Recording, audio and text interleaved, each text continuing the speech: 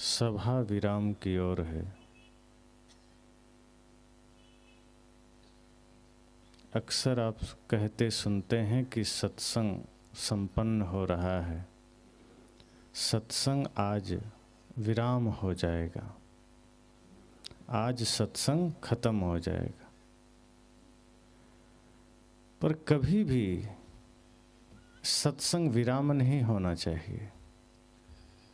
सभा विराम हो जाए अच्छी बात है, पर जो सत्संग हम सभा में सुने हैं, पंडाल में सुने हैं, ये सत्संग अगर विराम हो गया तो सुनने का कोई अर्थ नहीं। इसलिए सभा भले ही विराम हो जाए, लेकिन सत्संग हम सब के हृदय में सदा चलता रहे, हम सब के आचरण में चलता रहे, जीवन में चलता रहे। सभा विराम के साथ साथ अगर सत्संग विराम हो गया, इसलिए घर में परिवर्तन नहीं आ पाता, समाज में परिवर्तन नहीं आ पाता, क्योंकि यहीं सत्संग विराम हो गया। इसलिए ये तीसरा दिन है, सभा विराम की ओर है। लेकिन सभा विराम हो जाए, सत्संग विराम ना हो, यह चेष्टा, यह प्रयास सदा करना कि जो कुछ सुना, जो कुछ जाना, उसमें से जो आपके उपयोग का है, आपके जरूरत का है, उसे रख लेना, और जो काम का नहीं है उसे यहीं छोड़ दीजिए। जो काम का है उससे अपना काम बना लीजिए। जो कुछ भी जाना, सुना, समझा, वो जीवन में उतार लीजिए। ये अंतिम सत्र होता ही है समीक्षा का सत्र। 3 दिनों में जो भी हम सुनते जानते हैं, उनको अब हमें यह भाव से देखना है कि जो भी जाना गया, जो भी सुना गया, उसे किस भांति हम अपने जीवन से जोड़ सकते हैं।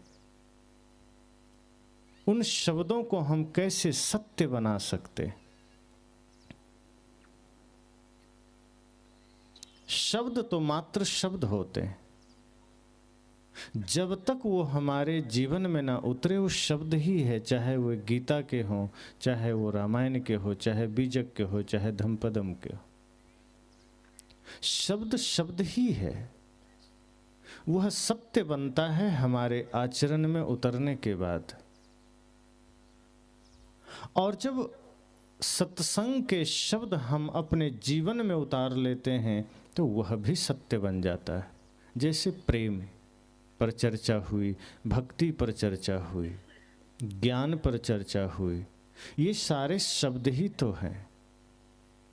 जब तक जीवन में ना उतरे ये शब्द हैं, लेकिन जीवन में उतर गए तो यही सत्य बन जाते हैं।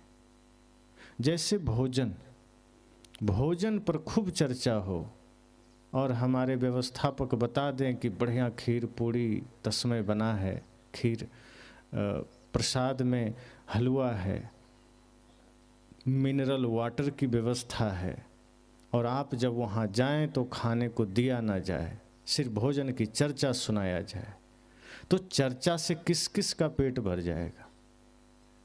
बल्कि ना मिले तो खेद होगा कि कैसे लोग हैं। चर्चा ना करते, कुछ नमक रोटी ही देते, पर देते तब तो पेट भरेगा।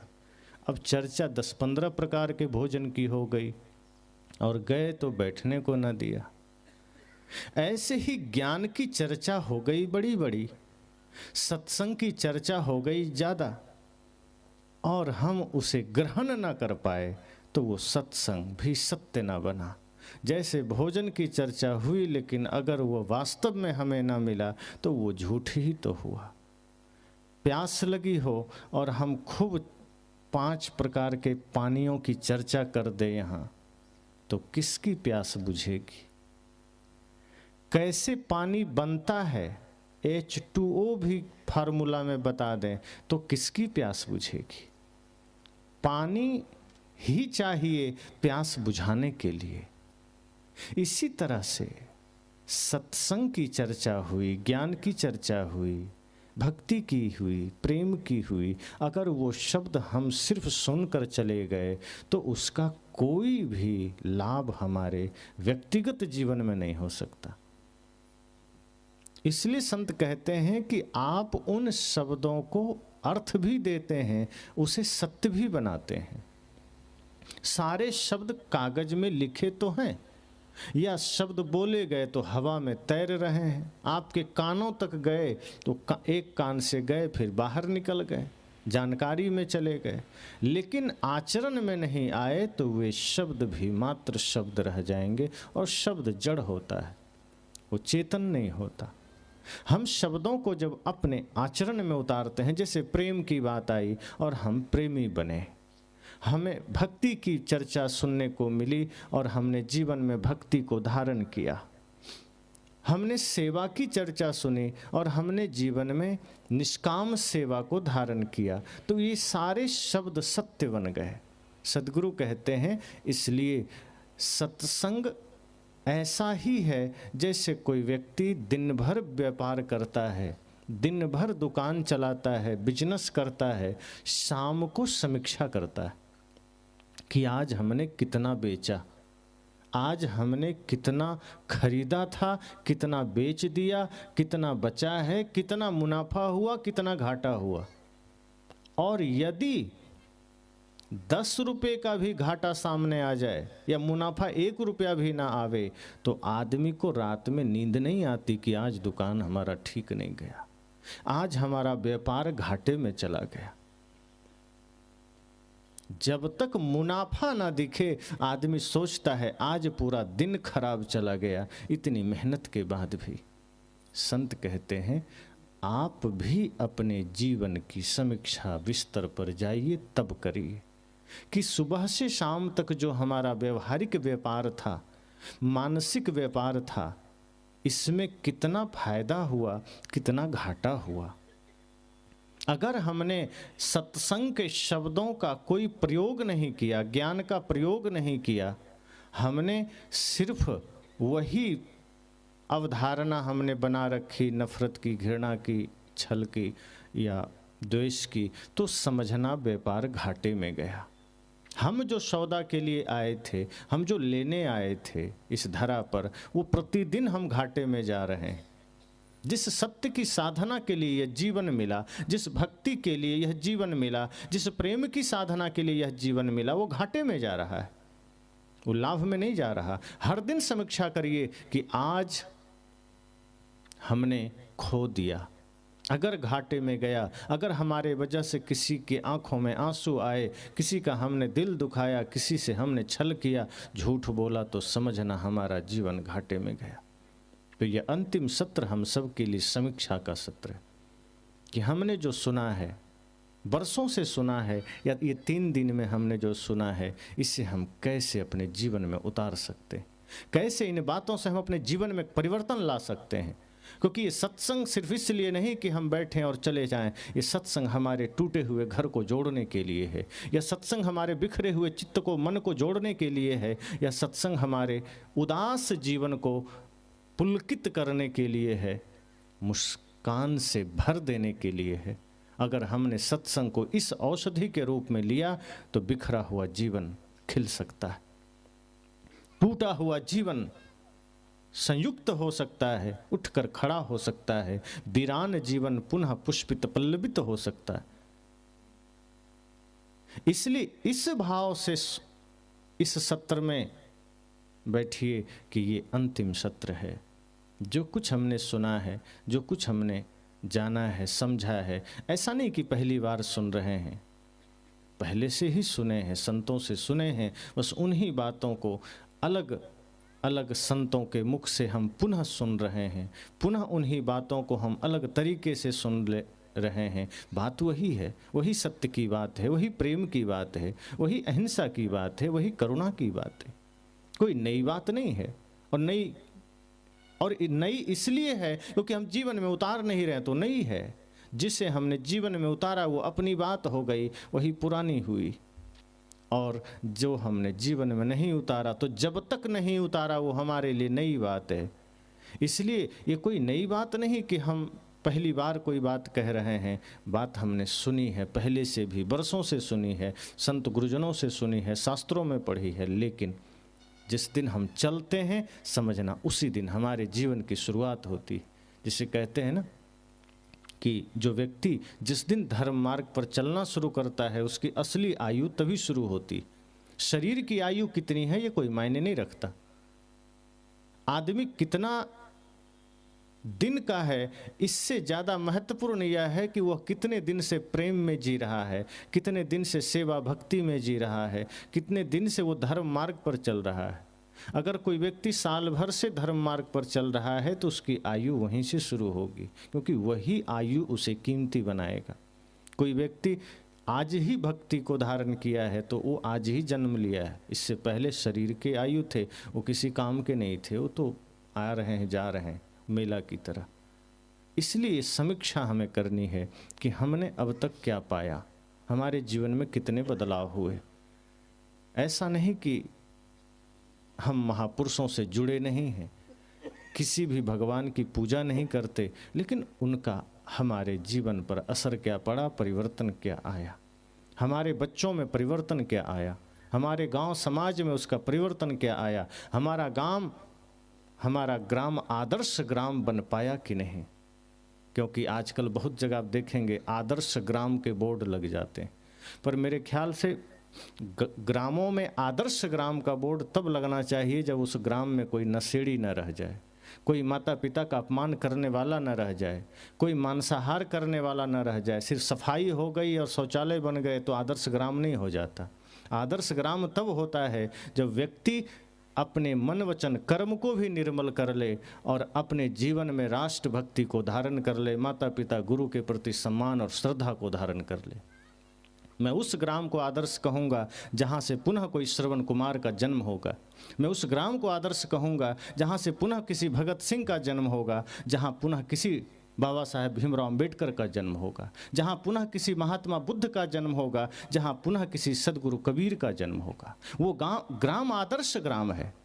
जहाँ सिर्फ भौतिकता की चकाचौंध में लोग भागे जा रहे हैं वो ग्राम आदर्श नहीं हो सकता।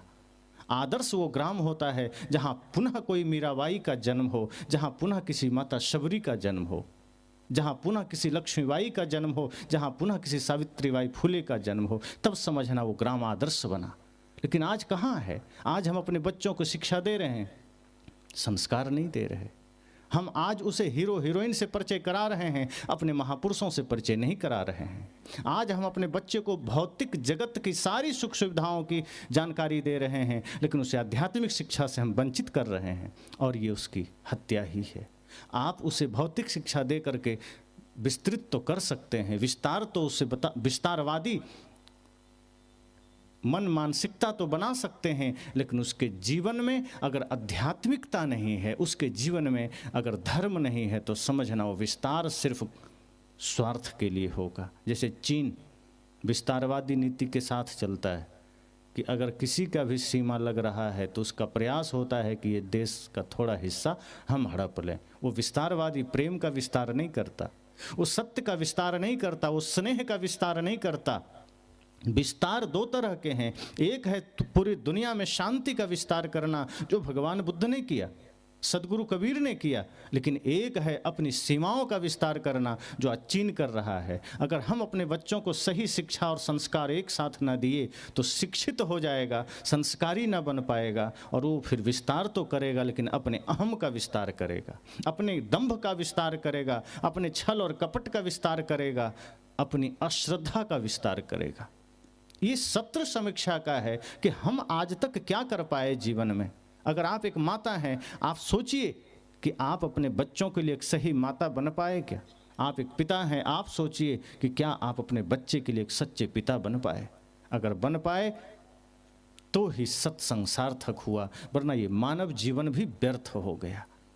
और सच्चे माता सच्चे पिता होने का अर्थ इतना ही है कि आप अपने बच्चे की परवरिश सिर्फ धन दौलत संपदा से मत करिए, संस्कारों से भी करिए। आप अपने बच्चों को सिर्फ दूध पान ही मत कराइए, संस्कारों से भी उसके जीवन को सींचिए, और वे दिव्य संस्कार संतों से आएंगे, सत्संग से आएंगे। इसलिए मैं कहता हूँ कि आप अगर चाहते हैं आपके बच्चे हाथ में शराब का प्याला ना पकड़े, उसे सत्संग में लाना और आरती की थाल पकड़ाना, ताकि ये संस्कार उसके जीवन में बना रहे कि हमें आगे चल के भी संत गुरुजनों का ही संग करना है।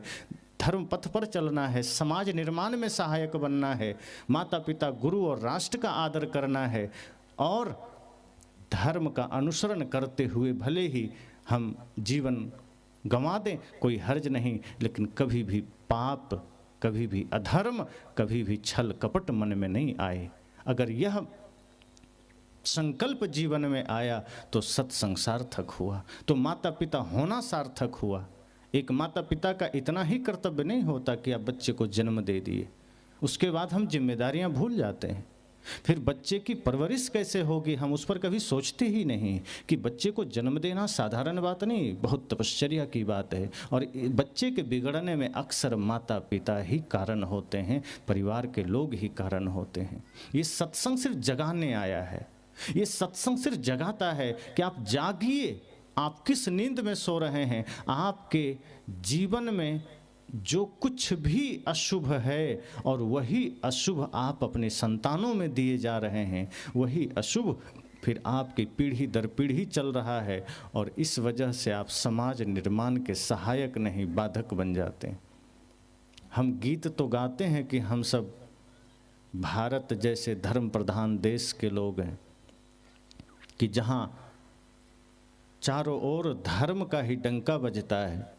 यह वह देश है जिसकी संस्कृति इतनी महान रही है, जहाँ दुनिया के लोग भी झुका करते थे। हम तो गुणगान करते हैं, लेकिन आज हम क्या कर रहे हैं? मैं तो कभी कभी कहता हूँ, अक्सर कहता हूँ कि जो देश दुनिया को वीरता सिखाया, जो देश दुनिया को सत्य की साधना सिखाया, जो देश दुनिया को प्रेम सिखाया, आज वही देश में इतने सारे अंधकारी शक्तियाँ, विकारी शक्तियाँ, छल कपट दंभ मांसाहार, ये कहाँ से आ गया? जिस देश में लोग ये संकल्प लेते थे कि ये भारत भूमि की मिट्टी है, ये धर्म से रंगी हुई मिट्टी है, ये प्रेम से रंगी हुई मिट्टी है, ये भारत भूमि की मिट्टी है, ये वीरों की भूमि है, ये वीरांगनाओं की भूमि है, ये सती साध्वियों की भूमि है, ये ऋषि मुनियों की भूमि है, उस देश में हम इतने सारे लोग आज कायरों की भांति जी करके अधर्म के मार्ग पर चल रहे हैं। जो सत्य को स्वीकार न कर सके, जो प्रेम को स्वीकार न कर सके, जो महापुरुषों के बताए मार्ग पर न चल सके, संत कहते हैं वो वीर नहीं हो सकता। जो क्रोध के अनुसार चलता है, जो माया के अनुसार चलता है, जो विकारों के अधीन होकर चलता है, वे ही तो कायर हैं। किसी ने गाली दिया, आपने भी गाली दिया, तो क्या वीरता हो गई? किसी ने आलोचना किया, हमने भी आलोचना कर दिया, ये वीरता थोड़े हो गई? गाली का जवाब अगर गाली से दिया गया, ये वीरता नहीं, ये कायरता है। वीरता तो तब है जब कोई गाली दिया और आप मुस्कुरा दिए। किसी ने आलोचना किया और आपने उसकी प्रशंसा कर दी, ये वीरता है, ये बहादुरी है। किसी ने आपसे झगड़ा चाहा और आपने उसे झगड़ा ना दिया, प्रेम ही दिया, ये बहादुरी है। तो 3 दिन का ये सत्संग विराम की ओर है, लेकिन सिर्फ सभा का विराम है। ये सत्संग आपके हृदय में प्रवाहित होता रहे, ये सत्संग की धारा आपके जीवन में चलता रहे, ताकि वो धारा जितनी देर चलेगी, जहाँ जहाँ चलेगी, वहाँ वहाँ के अंधकार को मिटाएगी। इस सत्संग का प्रकाश आपके जीवन के समस्त अंधकारों को मिटाएगी और इसका परिणाम यह होगा कि उसका असर आपके संतानों पर, परिवार, समाज, राष्ट्र पर होगा। हम सब इस राष्ट्र का एक छोटा सा इकाई है। हम यह चेष्टा करें कि हमारा कोई कृत्य राष्ट्र निर्माण में बाधक न बने। एक आदमी ने कहा, हम छोटा सा आदमी, अगर हम कुछ पाप कर भी लेंगे तो क्या हो जाएगा, देश का कोई बुरा थोड़े हो जाएगा, और हमारे अच्छा करने से देश का कोई भला थोड़े हो जाएगा। हमने कहा, पूरा देश आप नहीं बदल सकते, पूरा समाज आप नहीं बदल सकते, उतना सामर्थ्य नहीं है, कोई बात नहीं। आप अपने जीवन को तो बदल सकते हैं, और यदि आपने स्वयं को बदला तो ये समझना कि आपने राष्ट्र निर्माण में अपना सहयोग दिया।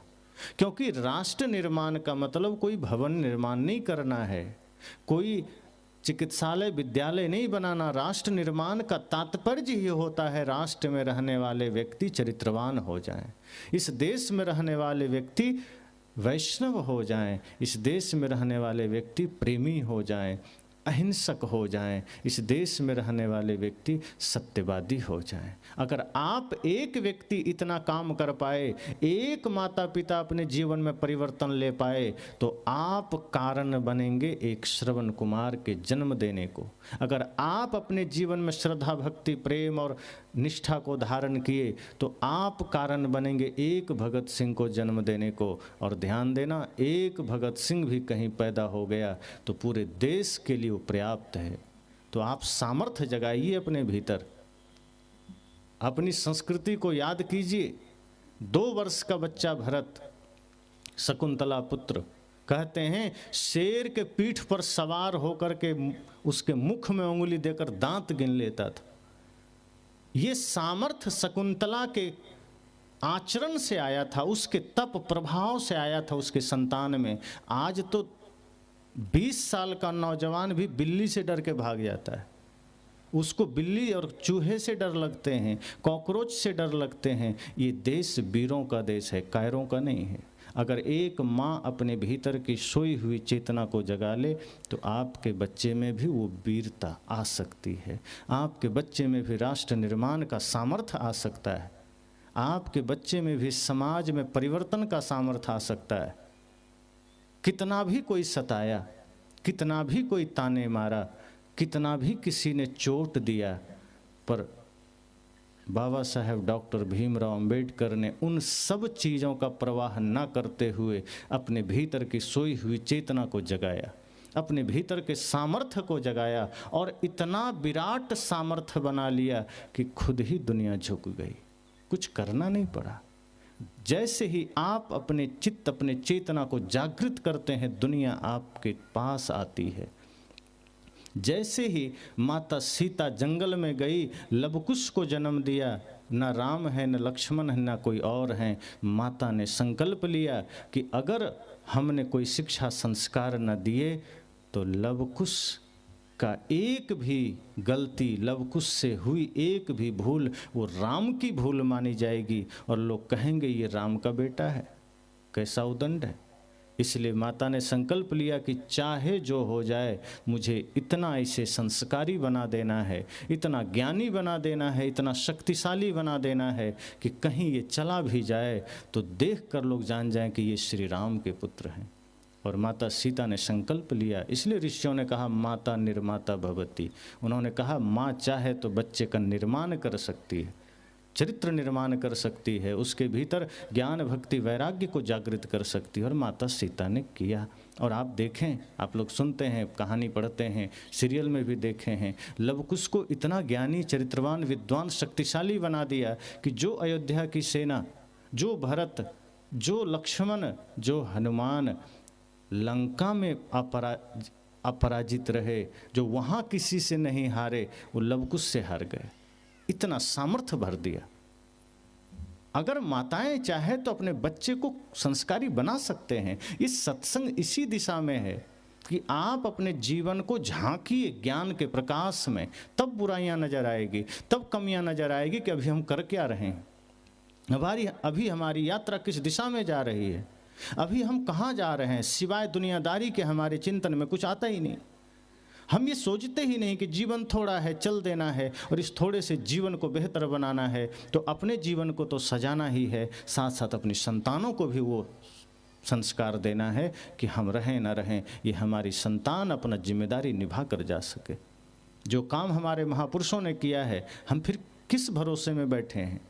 जो काम कभी राम जी ने किया था, कृष्ण जी ने किया था, भगवान बुद्ध, महावीर, सदगुरु कबीर ने किया था, नानक ने किया था, संत रैदास ने किया था, जो हमारे वीरों ने किया था, सोचिए हम आज हाथ पर हाथ धरे बैठे हैं कि फिर वे लोग आएंगे, फिर कभी राम आएंगे, फिर कभी कृष्ण आएंगे, फिर बुद्ध आएंगे।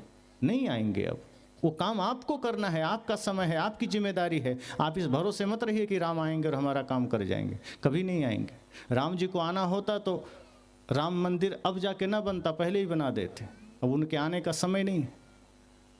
अगर कृष्ण जी को आना होता तो कृष्ण जी के जन्म स्थान पर मस्जिदें ना बन गई होती। इतना सामर्थ्य नहीं था मुसलमानों में कि वो उनके ही जन्म स्थान पर मस्जिद बना दे, और अब तक वो मस्जिद बना है। कृष्ण जी अब नहीं आएंगे। वो कृष्ण अब आपको बनना है। अगर आज समाज में कोई बुराई है तो अब हनुमान जी भी नहीं आएंगे कि हम ठीक कर दें, अब आपको ठीक करना है। अगर कोई भगवान को आना होता तो ये भारत 800 साल मुगलों के गुलाम ना होता। अगर किसी भगवान को आना होता तो ये देश अंग्रेजों के गुलाम ना होता। लेकिन ये देश अंग्रेजों के भी गुलाम रहा, ये देश मुगलों के भी गुलाम रहा। और आप जानते हैं कि मुगलों से भी आज़ादी हो, चाहे अंग्रेज़ों से गुलामी की आज़ादी हो, ये हमारे वीरों ने दिलाया। हमारे ही इस देश के वे लाल जिन्होंने अपनी परवाह नहीं की, अपनी चिंता नहीं की, अपना घरबार छोड़ा, कम उम्र में ही देश के लिए शहीद हो गए। ऐसे 7 लाख से अधिक वीरों ने अपनी कुर्बानी दी, हम आज़ाद हुए। और हम सोच रहे हैं अब राम आ जाएंगे। हमारे महापुरुष कहते हैं ये आपका समय है, आपको ही राम बनना है। अब राम हमें बनना होगा। चलो राम के पद चिन्हों पर अब इतिहास बदलना होगा। अब हमें ही राम के पद चिन्हों पर चलना है। हमें ही वो वीरता अपने भीतर जागृत करनी है। हमें ही अपने भीतर वो सामर्थ्य जागृत करना है। ऐसा नहीं कि संभावनाएं नहीं है, हर इंसान में संभावनाएं हैं। जैसे हर बीज में वृक्ष होने की संभावना है, लेकिन बीज को आप पत्थर पर डाल दो, वृक्ष नहीं बनेगा। और उसी बीज को मिट्टी में डालिए, बढ़िया जल दीजिए, सुरक्षा कीजिए, वो वृक्ष बन जाएगा। ऐसे ही सब में सामर्थ्य है, विराट सामर्थ्य है। हर इंसान में, हर मनुष्य में सामर्थ्य है। कहते हैं ना, नर में ही नारायण होने का सामर्थ्य छिपा है। बस वैसा माहौल चाहिए। पुरुष में ही परमात्मा होने का सामर्थ्य छिपा है। हर इंसान में भगवान होने का सामर्थ्य छिपा है। बस वैसा माहौल चाहिए। और अगर आप अपने जीवन में वैसा नहीं कर पाए तो चेष्टा करिए आपके जीवन का परिवर्तन आपके बच्चों के काम आए। आज हमारा देश जो पश्चिम देशों का अंधानुकरण कर रहा है, ये क्या है? ये बिखराव ही तो है। इतने संत, इतने सत्संग, इतनी सारे चीज़ों के बाद भी आज दुनिया अंधी होकर के भागी चली जा रही। जिस देश में कभी अपनी साधना से, तपस्या से, ज्ञान से नाम किया जाता था, लोग उनको सम्मानित करते थे, आज इसी देश में अंग प्रदर्शन करके मिस इंडिया, मिस वर्ल्ड बनने की होड़ में हम अपना नाम कमाना चाहते हैं। डांस करके हम अपना नाम कमाना चाहते हैं। जिस देश में त्याग, तप, ध्यान, साधना से नाम रोशन किया जाता था, जहाँ परम शांति की साधना करके दुनिया को मार्ग दिखाया जाता था, योग करके दुनिया को शांति का संदेश दिया जाता था, आज उसी देश में नाच करके, अंग प्रदर्शन करके, जालीदार कपड़े पहन करके, गंदा भोजन करके, पाश्चात्य कल्चर को स्वीकार करके हम सोचते हैं हम बड़े आधुनिक लोग हो गए, हम बड़े ऊंचे लोग हो गए। ये सब हमारा नैतिक पतन है, ये हमारा सामाजिक पतन है, राष्ट्रीय पतन है। इस वजह से हमारा देश बिखर रहा है। हमें पुनः लौटना पड़ेगा अपनी ओर, हमें पुनः जागना पड़ेगा अपनी ओर कि हम किस मार्ग पर जा रहे हैं। ये देश कूड़ा कचरा फैलाने के लिए नहीं था। हमने विचारों से, संस्कारों से, खान पान से इतनी कूड़ाएं फैला दी है कि लगता है सदियों लग जाएंगे सुधरने में। और आज हम वही कर रहे हैं। हमारे विचार, हमारे भोजन सब बिगड़ते चले गए। जिस देश में ब्रह्म मुहूर्त का महत्व होता था कि प्रातःकाल 3 बजे के बाद सभी जग जाते थे, आज वहाँ अब ग्रामों में भी ऐसी समस्या आ गई कि अधिकांश लोग 5, 6, 7, 8, बहुत हुआ तो 5, 6 बजे जग गए, वरना 8 बजे के बाद लोग जगते हैं। ये पतन ही तो है। जहाँ पहले ऐसा होता था कि प्रातःकाल जगते थे, सभी बैठ करके गुरु भगवान की स्तुति करते थे, सदगुरु संतों के विचारों को स्मरण करते थे, सामूहिक प्रार्थना करते थे। आज उस देश में लोग सुबह उठते ही पहले मोबाइल चेक करते हैं, गाने सुनते हैं, चाय पीते हैं, तंबाकू खाते हैं। एक आदमी ने कहा, जब तक हम तंबाकू ना खा लें हम फ्रेश होने नहीं जाते। ये कचरा कहाँ से आया? जब तक सुबह उठे एक चाय ना ले लें हमारे जीवन में शांति नहीं आती। और अगर दिन में 2-4 चाय ना हो जाए तो सिर दर्द बना रहता है। ये पतन ही तो है। अंग्रेज आए, चाय दे कर गए, हमने चाय को जीवन बना लिया। हमारे ऋषि मुनियों ने इतना ज्ञान दिया, हमने ज्ञान को जीवन नहीं बनाया। हमारे ऋषि मुनियों प्रदत्त आयुर्वेद हमारे पास है, हमने कभी उसे स्वीकार ना किया। आज अंग्रेजी दवा क्यों हमें लेनी पड़ती है? क्योंकि हम इतने खोखले हो चले हैं कि आयुर्वेद भी हमारा जल्दी कुछ नहीं कर पाता। देखिए हमारे संत बैठे हैं आयुर्वेद लेकर, उनको बैठना पड़ता है। आपको पहुंच जाना चाहिए उनके आश्रम के, हमें लाइए, हमें ज़रूरत है। उनको आना पड़ता है, फिर भी आप ले नहीं पाते हैं। आयुर्वेद की ये संस्कृति हम खोते चले जा रहे हैं। 200 साल पहले क्या हमारे देश के लोग स्वस्थ नहीं होते थे? अंग्रेज नहीं आते थे तो क्या भारत के लोग सर्जरी नहीं करते थे? ये जितने कचड़े हमने स्वीकार किए हैं, चाय, तंबाकू, बीड़ी, सिगरेट, गुटखा, पाव रोटी, डबल रोटी, दुनिया भर के चाउमीन, पिज्ज़ा, बर्गर, ये सब हमारे स्वास्थ्य को ले डूबा और फिर हम अंग्रेजी दवाओं के गुलाम हो गए कि वो ले ले करके अपने शरीर को कचड़ा बना डाले। आंखें चली गई, अंग चले जा रहे हैं। मैं तो कहता हूँ पुनः जागिए, आयुर्वेद की ओर लौटिए और संत जो अपनी साधना से, अपने अनुभव से, अपने ज्ञान से जो पद्धतियां हमें दे रहे हैं जीने के भी और स्वस्थ रहने के भी, संतों के पास दोनों सूत्र हैं, मन के स्वास्थ्य के भी, तन के स्वास्थ्य के भी। तो मन के स्वास्थ्य के लिए सत्संग है, तन के स्वास्थ्य के लिए देखिए दवा रखी हुई है। आप लेंगे, आपका मन भी स्वस्थ रहेगा, तन भी स्वस्थ रहेगा। और हम क्या करते हैं, तन को तो कचड़ा बना दिए, मन को सोचते हैं ध्यान में लगे। एक पिता को मैंने देखा, वो रोज फिल्मी गाने सुनता था और सुनते सुनते कभी नाचने लगे। एक दिन उसका बेटा भी फिल्मी गाना सुन के नाचने लगा, छोटा सा बेटा था, जाके एक थप्पड़ मार दिया। कहा तुम फिल्मी गाना सुनते हो? उसने कहा पिताजी आप भी तो सुनते हैं। अरे हम पुराने हो गए, हम सुन लिए, कोई बात नहीं, तुम्हें नहीं सुनना है। मैंने कहा मेरे भाई, आप सुनोगे फिल्मी गीत और सोचोगे बेटा बुद्ध बन जाएं, ये होगा क्या? आप पहले साधना में उतरिए, आप ज्ञान में उतरिए, आप ध्यान में उतरिए, आप अपनी संस्कृति को धारण करिए, आपकी संतान तो आपके राह पर खुद ही चल पड़ेगा। ये बच्चे तो कोरा कागज होते हैं, आप जो करेंगे वो करने लगेगा, आप जो रास्ता दिखाएंगे वो देखने लगेगा। आप शराब पी रहे हैं और सोचते हैं बेटा धर्मात्मा बने, आप अगर चुपके से भी पिएंगे उसको पता हो जाता है कि पिता शराब पी रहे हैं, क्योंकि शराब कभी छिपता नहीं। आप तंबाकू खा रहे हैं, आप सोचते हैं बेटा प्रसाद खाए, आप पिएंगे शराब, बेटा दूध पिएगा, नहीं हो सकता। वो चुपके से शुरू करेगा।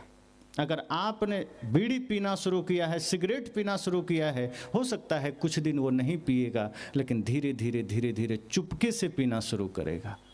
और जब होश संभाल लेगा बढ़िया से, थोड़ी सी शक्ति आ जाएगी शरीर में, तब क्या करेगा, फिर आपके पास बैठ करके सिगरेट निकाल के पिएगा और कुछ बोलेंगे तो कहेगा चलो वृद्धाश्रम छोड़ आते हैं, बहुत बड़बड़ करता है, जीवन भर खुद पिया, हमको रोक रहा है।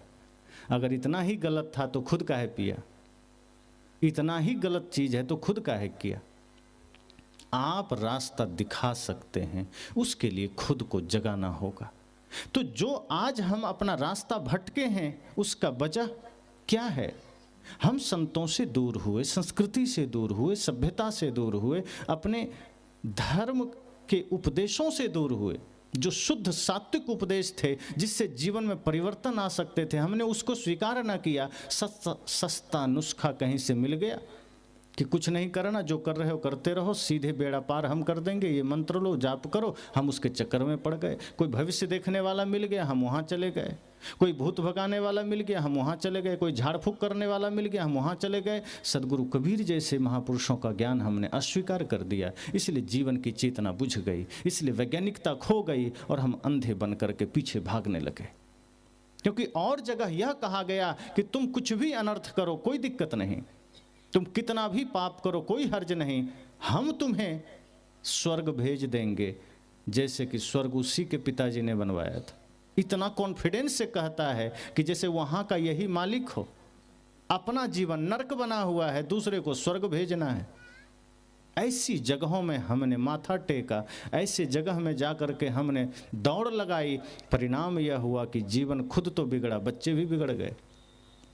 और जो मार्ग हम दिखाते हैं बच्चे वही देखते हैं। एक पिता हनुमान जी का बड़ा भक्त था, बड़ी पूजा करता था। वो बार बार कहता था कि हनुमान जी को प्रसाद चढ़ा दो, जो चाहो मिल जाएगा। तो एक बार बच्चे की परीक्षा निकट आई, 10वीं की परीक्षा थी, तो पिता ने सोचा चलो हनुमान जी की थोड़ी पूजा कर ली जाए। तो वो सोचा कल से परीक्षा है, आज जाते हैं। तो वो लड्डू खरीदा, बढ़िया शुद्ध देसी घी का, हाथ में लिया, प्रसाद लिया, कुछ फूल पत्तियाँ लिया और पहुंच गया हनुमान जी के मंदिर। बेटे ने सोचा पिताजी कहीं जा रहे हैं, चलो हम भी पीछे से चलें। कहाँ जा रहे हैं? लड्डू देने। जब ये पहुंचा तब तक देखा कि पिताजी मंदिर में लड्डू चढ़ा रहे हैं और हनुमान जी से प्रार्थना कर रहे हैं कि प्रभु कृपा करना, एक ही बेटा है, 10वीं का परीक्षा है, कल कृपा कर देना पास हो जाए। अब लड़के को लगा वाह पिताजी तो बड़ी चिंता करते हैं हमारी, पिताजी तो बड़े अच्छे हैं, चलो कुछ भार हल्का हुआ। बड़ी चिंता थी कि 10वीं कैसे पास करेंगे। अब पिताजी डायरेक्ट हनुमान जी से बात कर लिए, अब तो कोई चिंता नहीं, अब तो मामला ठीक है। अब वो घर आया, पढ़ना छोड़ दिया और वो पढ़ाई बंद कर दिया। जो कुछ भी पढ़ रहा था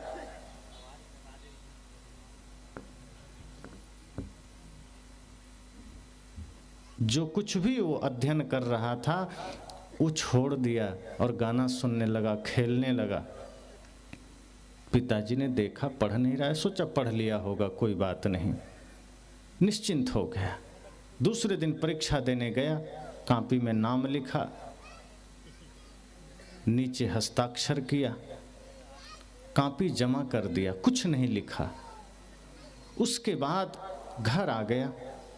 पिताजी ने कहा परीक्षा हो गई? कहाँ पिताजी, बढ़िया परीक्षा हो गई। लेकिन जब रिजल्ट आया तो रिजल्ट में 0-0 था, लड़का फेल था। पिताजी हैरान हो गए कि अरे तुम फेल कैसे हो गया? कहा पता नहीं, हनुमान जी से पूछिए। कहा क्यों, उनसे क्यों पूछें? कहा आप उन्हीं से बात किए। कि तुम कब देख लिया? कहा जब आप लड्डू चढ़ाने गए थे तभी हम देख लिए थे। हनुमान जी से आपने बात कर ली कि मेरे बेटे को पास कर देना, तो मेरी बात हनुमान जी से हो गई और आपकी यही बात सुन करके हमने लिखा ही नहीं। जब हनुमान जी को लड्डू दे दिए, उनसे बात हो गई, फिर भी मैं लिखूं तो उनको लड्डू देने का अर्थ क्या है? फिर भी मैं पढ़ूं तो लड्डू चढ़ाने का अर्थ क्या है? इतना पैसा खर्च करने का अर्थ क्या है? मास्टर से पिता ने कहा कि मास्टर साहब क्या हो गया, बेटा फेल हो गया। कहा आपने मंदिर में लड्डू चढ़ाए, हमने यहाँ बच्चे के कॉपी में लड्डू चढ़ा दिए, क्या दिक्कत है? जो दिया वो मिला। अगर आपने बच्चे को ये प्रेरणा दी होती कि कुछ पढ़ना तो शायद में कुछ कर सकता था, आप तो हनुमान जी के भरोसे चले गए और यह बात आपके बच्चे को पता चल गई। वो भी निश्चिंत हो गया कि जब बात सीधे सुप्रीम कोर्ट से हो गया तो इधर इधर क्या दिखना। जब हनुमान जी सबके पिता हैं, वही सबके मालिक हैं, रिद्धि सिद्धि के दाता हैं, सब कुछ उन्हीं के पास है, तो ये मास्टर क्या करेगा? ये अगर ये 0 भी लिखेगा तो हनुमान जी कृपा करके उसमें 100 लिख देंगे। लेकिन नहीं हुआ, क्योंकि एक पिता ने ही बच्चे को बिगाड़ दिया। हनुमान जी आपके परीक्षा का कॉपी लिखने के लिए नहीं है, राम जी आपके परीक्षा का कॉपी लिखने के लिए नहीं है। यही तो हम महापुरुषों और भगवानों का मिसयूज करते हैं। हम उनसे प्रेरणा ले सकते हैं कि हनुमान जी कितना शुद्ध शाकाहारी बाल ब्रह्मचारी वैष्णव आदमी है, भक्ति की पराकाष्ठा पर हैं, शक्ति की पराकाष्ठा पर हैं, घमंड नहीं है, आलस्य नहीं है, सबके प्रति सेवा की भावना है, सबके प्रति करुणा का भावना है। शायद ये शिक्षा हम बच्चों को देते तो आपके बच्चे भी हनुमान की तरह साहसी बनते, वीर बनते, पढ़ लिख करके योग्य बन जाते, संस्कारी बन जाते। तो अक्सर ऐसा होता है कि पिता ही माता ही अपने बच्चे को बिगाड़ देते हैं। इसलिए मैंने कहा कि यह भारत की संस्कृति नहीं, भारत संतों का देश है, ऋषि मुनियों का देश है। यहाँ सदगुरु कबीर ने माताओं को कहा कि माताओं, आपके पास सामर्थ्य है, आप प्रयास करो कि आपके बच्चे संस्कारी बन सकें, पढ़ लिख करके विद्वान बन जाए, पढ़ लिख करके IAS IPS बने, कोई भी बड़े से बड़े पद पर जाए, वो उतना महत्वपूर्ण नहीं है जितना उसका सच्चा इंसान बनना है, जितना उसके भीतर देवत्व का जागना है। आज हर किसी के भीतर आसुरी प्रवृत्ति जागृत हो रहा है, आज हर किसी के भीतर दैत्य का स्वभाव जागृत हो रहा है, और यही इस समाज के विघटन का कारण है। और इसका परिणाम यही है कि हम धर्म से दूर हो रहे हैं। तो बच्चों को जो कुछ भी आज मिल रहा है वो आपकी ही वजह से मिल रहा है। बच्चे विद्यालय जाते हैं, 4-6 घंटे रहते हैं, मास्टर साहब के अधीन रहते हैं, माता पिता का दायित्व है। आप जांच करिए कि वो 6 घंटे वहाँ रहता है तो पढ़ता है कि कुसंग में जाता है, वो घर आ रहा है, कहाँ जा रहा है, क्या कर रहा है, आप निगरानी रखिए। प्रेम दीजिए लेकिन अनुशासन भी रखिए। इतना सिर पर मत चढ़ा लीजिए कि कल को आपको ही फेंक दे। अनुशासन रहे। पिता के डांट में ऐसा नहीं कि प्यार खत्म हो जाता है। जैसे गुरु अगर किसी शिष्य को डांटते हैं इसका मतलब उसके दुश्मन नहीं है। सदगुरु कहते हैं ना, गुरु कुम्हार शिष्य कुंभ है, घड़ी घड़ी काढ़े खोट। तो माता पिता को उसी कुम्हार की तरह बनना है कि जैसे घड़े में कोई टेढ़ापन आ जाए तो कुम्हार अंदर हाथ का सहारा देकर ऊपर से चोट मारता है। अगर शिष्य में या पुत्र में कोई त्रुटि आ जाए, कोई भूल हो जाए, तो माता पिता और गुरु को यही फर्ज निभाना है कि अंदर तो प्रेम का सहारा हो लेकिन ऊपर अनुशासन का थप्पड़ जरूर मारिए ताकि वो टेढ़ा ना हो जाए, वो बिगड़ ना जाए। अगर आपने अति लाड प्यार में छोड़ दिया तो वही इतना बिगड़ जाएगा कि कल को आपका ही दुश्मन बन जाएगा, मनुष्यता का दुश्मन बन जाएगा, मानवता का दुश्मन बन जाएगा। इसलिए यह भारत भूमि ऋषि मुनियों का देश है, सती साध्वियों का देश है। यह धर्म परायण देश है। हम अपने अधर्म से हम समाज को कलंकित ना करें, हम अपने कलुषित विचार से समाज को दूषित ना करें। हम चेष्टा करें कि हम सब अपने अपने कर्तव्यों से, कर्मों से समाज राष्ट्र के निर्माण का सहायक बनेंगे, एक सच्चे पिता बनेंगे, एक सच्ची माता बनेंगे, एक सच्चे सहायक बनेंगे, गुरु बनेंगे, समाज का मार्गदर्शक बनेंगे। हमारा सामर्थ्य नहीं कि पूरी मानवता को हम बदल सकें, लेकिन कल को इतिहास लिखा जाएगा तो यह तो जरूर गौरवान्वित होकर आप कह सकेंगे कि मैंने राष्ट्र निर्माण में सहायता दी थी, भूमिका निभाई थी, अपना दायित्व निभाया था। इस भारत भूमि में हमने जन्म लिया, हमने अपने देश के लिए एक भी अच्छा काम किया तो गर्व रहेगा कि हमने अच्छा में साथ दिया, बुरा में नहीं। तो इस भावना के साथ जब आप चलेंगे तो सत्संग सार्थक है। इसलिए इन 3 दिनों में बहुत सी बातें हमने सुनी, लेकिन इन बातों में सार यही है कि जीवन में ज्ञान के दिए जलें, भक्ति के प्रेम के दिए जलें। अगर ये जले तो सत्य सत्य आप देख सकेंगे, आँखों के सामने होने वाला विघटन आप देख सकेंगे, अपने ही जीवन के बिखराव को आप देख सकेंगे, अपने ही आँखों के सामने बिखरते परिवार को आप देख सकेंगे। और जब समस्या दिखने लगे समाधान आदमी खोजने लग जाता है। पर हम इतने बेहोशी में हैं कि हम समस्या ही नहीं देख पाते तो समाधान कहाँ करेंगे। आज बिगड़ते हुए बच्चों के भविष्य को हम देख ही नहीं पाते तो हम सुधार की चेष्टा कहाँ करेंगे। अगर आपको शरीर में बीमारी नजर आ जाए तभी तो दवाई लेंगे, और कोई बीमारी भीतर भीतर चल रही है तब कहाँ दवा लेंगे। इसी तरह जो समस्याएं हमारे समाज में है, हम पहले इसे देखना तो जाने, और उसके लिए भीतर ज्ञान का दिया जलना जरूरी है, ये सत्संग का दीप जलना जरूरी है। जब हम सत्संग से जुड़ते हैं तब हमें अपने जीवन की, समाज की और अपने ही आसपास की कुछ कमियों को, त्रुटियों को हम देख पाते हैं, अपने मन के विकारों को हम देख पाते हैं। शरीर की गंदगी को आप दर्पण में देखते हैं, मन की गंदगी को देखना है तो सत्संग रूपी दर्पण में आप देख सकते हैं। आंखें बंद करिए और उस वक्त अपने मन का दृष्टा बनिए, अपने मन का साक्षी बनिए। तो जैसे ही मन का दृष्टा बनेंगे अपनी कमियां नजर आएगी, अपनी कमियां दिखेगी, और जब कमियां दिखेगी तब दूर भी होगी। जिस दिन आपको यह पता चल जाएगा कि ये नशा जहर है, आप छोड़ देंगे। जैसे कोई आदमी आपको चाय पीने के लिए दे दे, आप पीने लगते हैं, पहला घूंट लेने ही जा रहे हैं और कोई कह दे कि इसमें विष मिला हुआ है, ये पता भर चल जाए आप प्याला सहित फेंक देते हैं। इसी तरह से जिस दिन आपको पता चल जाएगा कि जो कुछ भी त्रुटियां हैं ये हमारे जीवन के लिए विष के समान है, वो छूट जाएंगे। चाय विष के समान है, आप छोड़ देंगे। नशा विष के समान है, आप छोड़ देंगे। शराब विष के समान है, आप छोड़ देंगे। तब आप चेष्टा करेंगे कि प्रातः जगें, स्नान आदि करके, ध्यान करके हम काढ़ा पिएं, ताकि वो काढ़ा हमारे शरीर को सही करे, स्वास्थ्य प्रदान करे। हम उन सारी बुरी आदतों को छोड़ देंगे। ये जो चाय और डबल रोटी खाने की परंपरा है, हम वो सब छोड़ देंगे। जैसे ही चेतना जगेगी हमारे जीवन में भौतिक रूप से, आध्यात्मिक रूप से एक परिवर्तन आएगा, और वो परिवर्तन का साक्षी आप खुद बनेंगे। और वो तब बनेंगे जब हृदय में ज्ञान का दिया जलेगा। प्रेम का दिया जलेगा। तो बहुत बहुत शुभकामनाएं। 3 दिन का सत्संग आप सब ने बड़े ध्यान से सुना। आप सबके इस एकाग्रता से मैं अनुग्रहित हूँ और सभी आयोजकों को हृदय से आभार, मंगल कामना। ऐसे ही सत्संग की धारा सदैव बहती रहे, सबके हृदय में ज्ञान के दीप जलें, समाज में एक नया परिवर्तन आए और आप सब उस परिवर्तन का हिस्सा बने, राष्ट्र निर्माण में सहायक बने। बस